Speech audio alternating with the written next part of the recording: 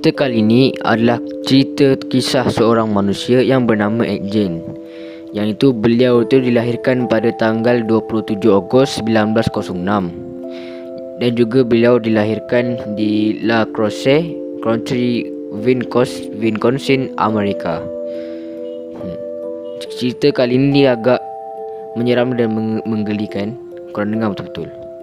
Dia menceritakan yang beliau ni dulunya selalu dijaga oleh ibunya, dikongkong ibunya. Sampai dia tidak dibenarkan keluar oleh ibunya selama bertahun-tahun. Terperap dekat rumah tu selama bertahun-tahun. Dan dia hanya boleh bermain dengan abangnya saja di rumah tersebut.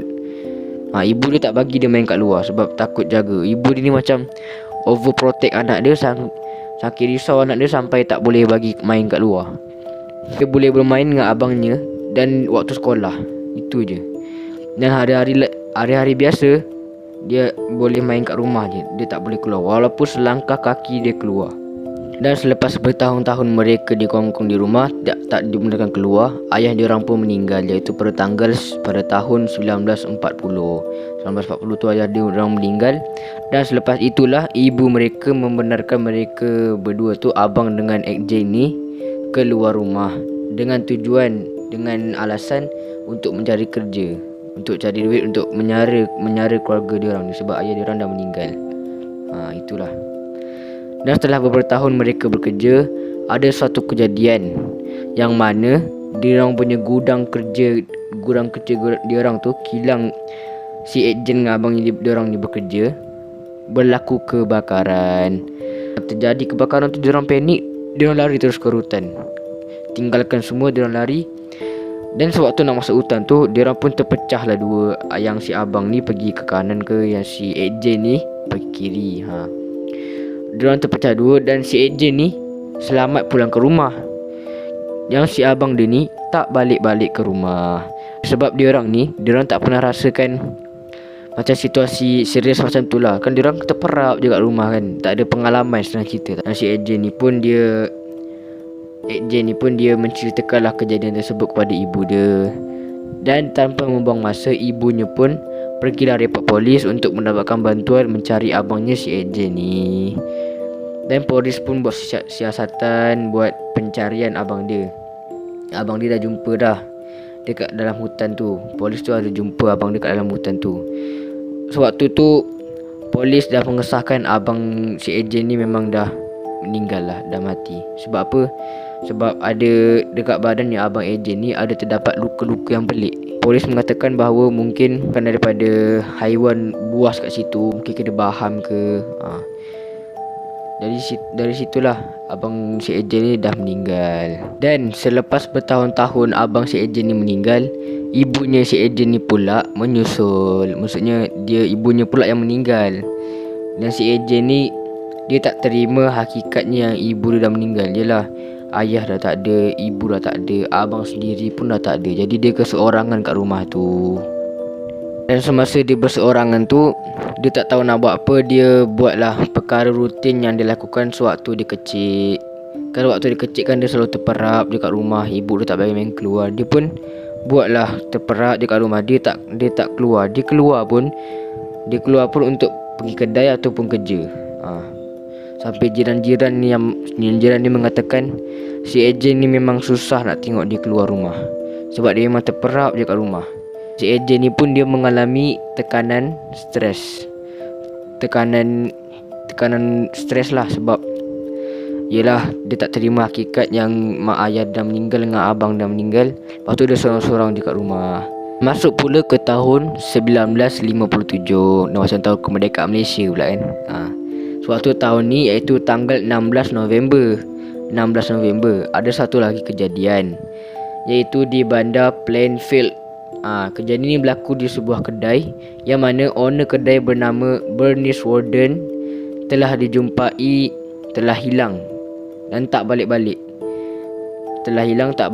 sampai anaknya pun risau.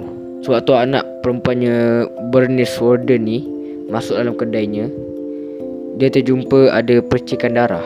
Dengan kejadian tersebut, tanpa basa-basi, anak si Bernice Jane ni, anak perempuannya ni, langsung lapor ke polis untuk mendapatkan siasatan lah. Hasil siasatan polis didapati ada beberapa saksi yang mengatakan J ni dia singgah ke kedai Bernice ni baru-baru je dia ada singgah ke kedai Bernice ni.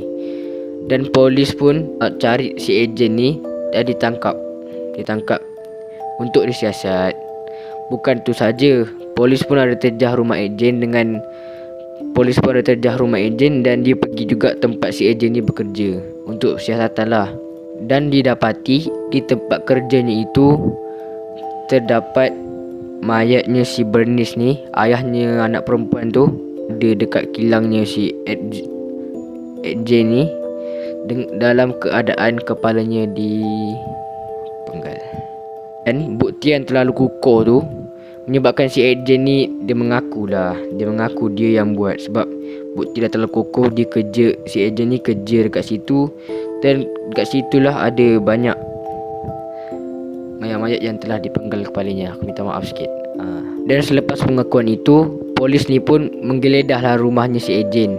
Dia terjah rumah ejen tu nak tengok apa yang ada kat dalam rumahnya. Yang terkejutnya, peralatan-peralatan seperti kerusi, meja, lampu, mangkuk, tong sampah diperbuat daripada kulit dan tulang manusia. Diperbuat daripada kulit dan tulang manusia, guys. Korang bayangkan. Dan si ejen ni memberitahu lagi yang semua kulit dan tulang manusia tu, semua mayat-mayat manusia tu semuanya bukan daripada hasil dia pembunuhan ke, pemburuan ke, penculikan ke, bukan. Tapi daripada hasil dia menggali kubur. Dia menggali kubur bermula tahun 1947 hingga 1952. Antara tahun tu dia dah berjaya menggali 40 buah kubur. Dan dia ambil mayat dia untuk mengambil kulit-kulit dan tulang-tulang mayat tersebut. Betapa gelinya si ejen ni. Dan selepas itu, si ejen ni oleh polis dimasukkan mahkamah, tapi mahkamah tak menjatuhkan hukuman bunuh ataupun hukuman penjara. Tetapi si ejen ni dimasukkan ke dalam pusat pemulihan.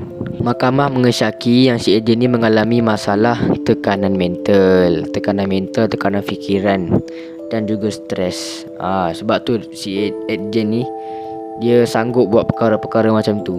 Ikutkan tu memang perkara yang tak betul dan tak patut dibuat. Korang bayangkanlah, kau sebagai manusia pun tak mungkin sampai macam tu sekali, guys.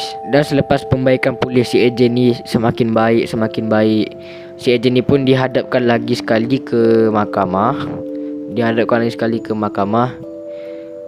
Untuk menyelesaikan kes yang pasal Bernice Warden ni.